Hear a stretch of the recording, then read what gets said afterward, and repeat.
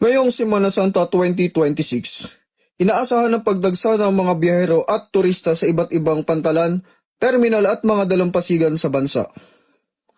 Upang matiyak ang kaligtasan ng publiko, sa pamumuno ni Police Lieutenant Colonel Marlo Y. Gabato, pinaigting ng 3rd Special Operation Unit ang kanilang presensya sa mga pangunahing lugar ng biyahe at pasyalan. Nakadeploy ang mga tauhan sa mga pantalan, bus terminals at kilalang beach destinations upang magbigay ng seguridad at agarang responde sa anumang insidente. Kabilang sa mga hakbang ang pagpapatupad ng police visibility, regular na pagpapatrolya at pakikipag-ugnayan sa iba pang ahensya ng pamahalaan upang masiguro ang maayos, ligtas at payapang paglalakbay ng bawat mamamayan.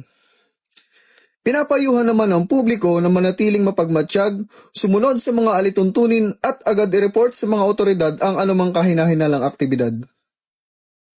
Sa patuloy na pagtutulungan ng pamahalaan at mamamayan, inaasahan ng isang ligtas at maayos sa pagunita ng Semana Santa ngayong taon.